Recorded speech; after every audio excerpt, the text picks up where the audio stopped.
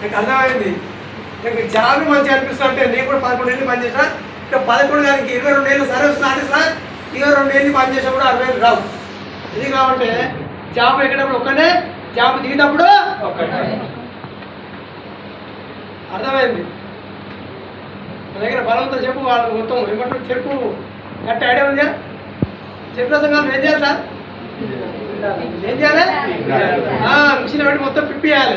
మన దగ్గర బలంతో చెప్పు, వాళ్ళు మొత్తం పని చెప్పుకుని సర్వీస్ అయిపోయాక ఫోన్ అయినా నీ సేవ సరిపోయాని చెప్పి పంపిస్తాం. అది ఒక వ్యవస్థ, ఒక జీతం, ఒక జాబ్ చేస్తాం. నాకు అర్థమైంది. ఈరోజు బాగున్నాయి కాబట్టి జాబ్ చేస్తున్నా.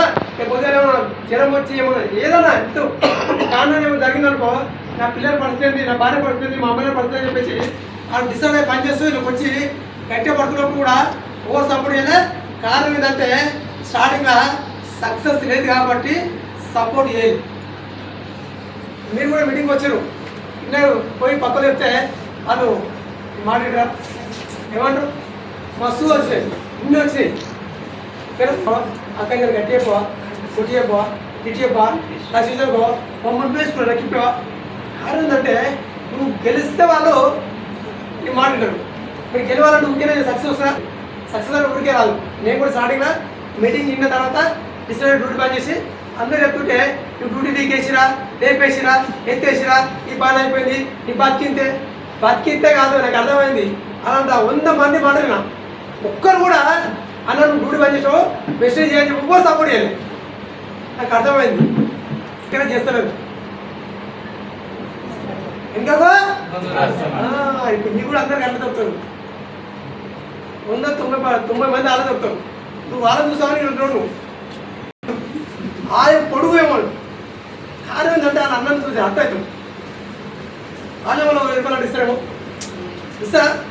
వాళ్ళ మాట ఎందుకు కుటుంబం మరి పక్కకు. ఎందుకంటే ప్రతి మనిషి పుణ్యం, ప్రతి మనిషి కూడా డబ్బుకున్న ప్రియారిటీ మనిషిని అని చెప్తున్నాం. ఆ డబ్బు ఇక్కడ పుష్కలం కాబట్టి నేను కూడా ఇక్కడికి వచ్చిన తర్వాత నేను అన్నీ బంద్ చేసిన, చుట్టాలు బంద్ చేసిన, దావతులు బంద్ చేసిన, ఇంటికి పోయి బంద్ చేసిన. నాకు ఫస్ట్ ప్రియారిటీ ఏంటంటే తర్వాత ఫ్యామిలీ, తర్వాత ఇక చుట్టాలు వాళ్ళ అనుకునే కాబట్టి నేను 2020 నవంబర్ డ్యూటీ పని చేసి డిసెంబర్ నెలలో పని చేస్తే ఫస్ట్ మంత్ చెక్కు ఒక 14,000 వచ్చింది. ఆర్టిస్ట్లో 32,000 సరిపోలేదు కాబట్టి చాలా గట్టిగా కూడా పని చేస్తున్నా. 14 కాస్త ఎంత 18,000 వచ్చింది. 18 కాస్త 30, 30 కాస్త 60, 60 తర్వాత 78. ఇట్లా ఒక 6 నెలల తర్వాత 1,02,000 రూపాయలు చెక్కొచ్చింది. నా కొంత నాకు అర్థమైంది. 3 లక్షలు వచ్చిన రాడు, 2 వచ్చిన రాడు, 3 వచ్చిన రాడు. వస్తారా? దాని కారణం ఏంటంటే మన గ్రహాలు బలాన్ని కూర్చున్నాయి. ఎందుకంటే నువ్వు విషయంలో సభలు అవ్వద్దు, నువ్వు నమ్మొద్దు, నీకు 1,00,000 రావనవద్దు, అదే పని చేయి.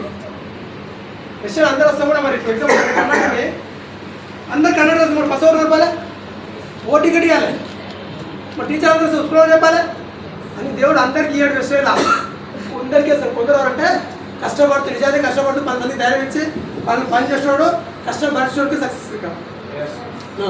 నేను పడుతూ పని చేస్తూ నాకు వచ్చి జస్ట్ ఒక 6 ఏళ్ళు అవుతుంది. నేను లాస్ట్ మంత్ చెక్ అయ్యే చెక్ 13,79,000 కదా. డిసెంబర్ మినిమం నేను చెప్పి 20 లాక్స్ తీసుకుంటాను. 20 లక్షలు